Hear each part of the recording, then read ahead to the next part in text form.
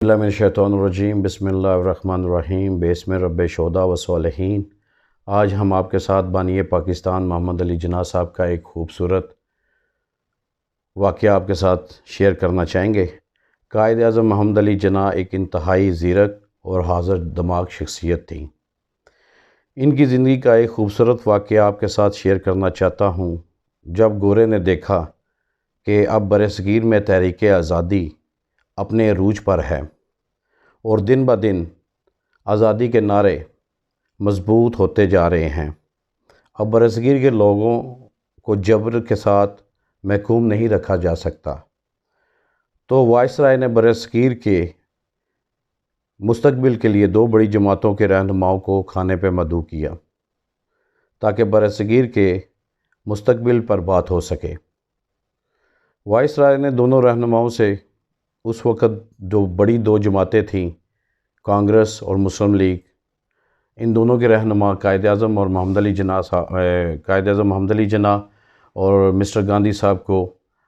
جب بلایا اور ان کے سامنے برصغیر پاک و ہند کے مستقبل کے عنوان سے بات شروع کی،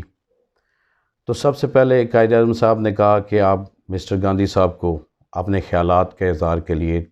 موقع دیں۔ تو مسٹر گاندھی نے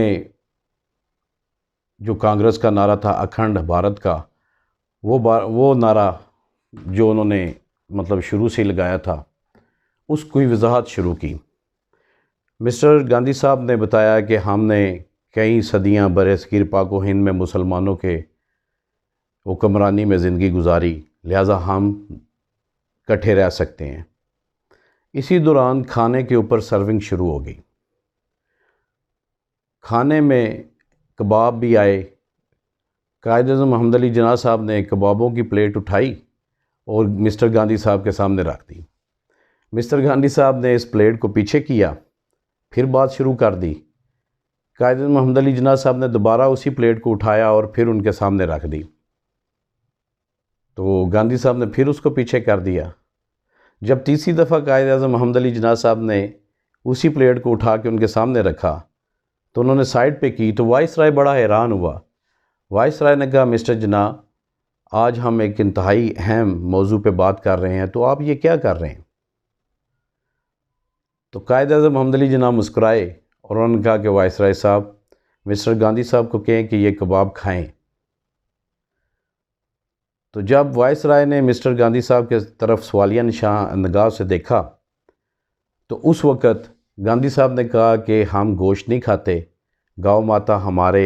مذہب میں ایک احترام کی حیثیت رکھتی ہے، تو اس لیے ہم گوشت نہیں کھا سکتے۔ تو قائد اعظم محمد علی جناح صاحب مسکرائے اور انہوں نے کہا کہ وائسرائے صاحب، جب ہم کھانے کے ٹیبل پر کھانے اکٹھے نہیں ہو سکتے تو اتنے بڑے بھارت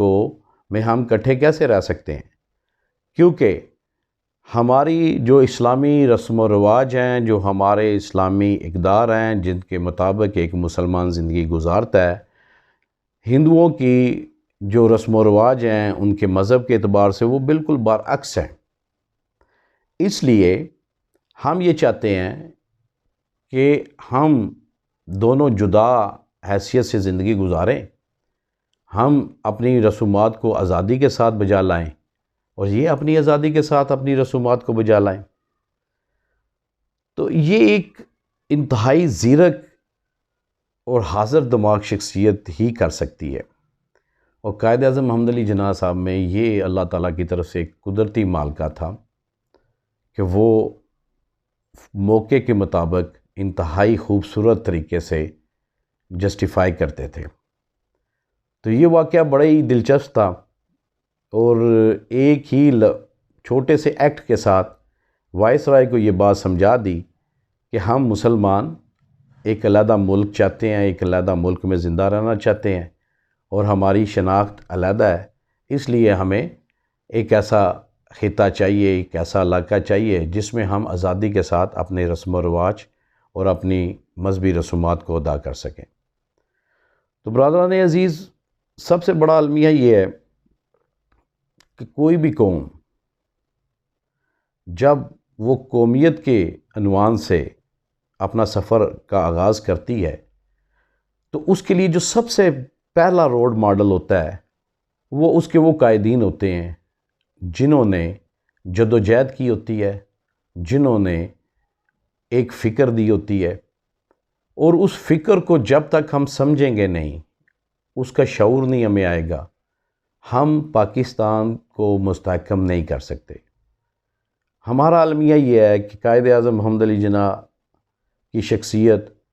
ہم پوری قوم ان کو قائد مانتی ہیں، لیکن کبھی بھی ہم نے ان کے افکار کو نہیں مانا۔ علامہ اقبال پوری دنیا مشرق پاکستان کے عنوان سے جانتی ہے، پوری دنیا کے جتنے بھی انقلابی لوگ ہیں وہ ان کی عزت اور توقیر کرتے ہیں، لیکن ہمیں اقبال ڈے کے علاوہ کچھ نہیں پتہ۔ ابھی تو المیہ یہ ہو گیا ہے کہ ہمارے اسکولوں میں جو نصاب ہے اس میں ان شخصیات کے اوپر کمپریہنسو بات ہی نہیں ہوتی۔ اس نصاب میں نہ ہی علامہ اقبال کی ہستی کے حوالے سے، ان کی فکر کے حوالے سے کوئی جامع مواد موجود ہوگا، نہ ہی قائد اعظم محمد علی جناح اور ایسے دیگر لیڈران جو مسلم لیگ کے اس وقت متحرک لیڈر تھے، جنہوں نے جدوجہد آزادی میں اپنا ایک بھرپور کردار ادا کیا، ان کی محنتیں ہیں، اور ان کی محنتوں کا یہ ثمر ہے کہ آج ہم ایک آزاد ملک میں بیٹھے ہوئے ہیں۔ تو میری یہ خواہش ہوگی کہ ہم جب چاہتے ہیں کہ ہم ایک قوم بنے اور قومیت کے عنوان سے جو سفر کا آغاز کرنا چاہیں گے، اس سفر کا جو بنیاد ہے وہ یہ ہمارے لیڈران ہیں، ان کی بایوگرافیکل فیچرز ہیں، ان کی لائف ہسٹری ہے، ان کی سیرت ہے، جس کو ہم مطالعہ کریں گے اور اس کے مطابق دیکھیں گے کہ کیا ہم جن بزرگان نے ہمیں یہ خطہ اتنی محنتوں سے لے کے دیا، ہم ان کی فکر پہ قائم بھی ہیں، ہم کیا ان کی فکر کے مطابق یہ ملک چل رہا ہے۔ تو انشاءاللہ آپ ہمارے ساتھ رہیں، شعور و تعلیم میں، ایجوکیشن اینڈ اویئرنیس میں آپ ہمارا ساتھ دیں۔ ہم مل کر قومی دھارے میں ایک قومیت کے عنوان سے جو ہم نے سفر کا آغاز کیا ہے، اس میں ہم مل کر چلیں۔ ایک شعور کی تحریک جو ہم نے چلائی ہے، اس میں آپ دوستوں کو، آپ قوم پاکستان کو ہم دعوت دیتے ہیں کہ وہ ہمارا ساتھ دیں اور ہم تفکر کریں، ادراک کریں اور ایک مستحکم پاکستان بنانے کے لیے جدوجہد کریں۔ ہمارے اس چینل کو سبسکرائب کریں، لائک کریں اور کمنٹس باکس میں ضرور کمنٹس دیں، اور ہمیں ڈائریکشن میں آپ مدد کریں تاکہ ہم اس ڈائریکشن پہ جو ہم نے چلنا سفر شروع کیا ہے، اس میں آپ ہمیں رہنمائی دیں تاکہ ایک خوبصورت معاشرے کی تشکیل کے لیے جو ہم نے عہد کیا ہے وہ ہم پورا کر سکیں۔ والسلام۔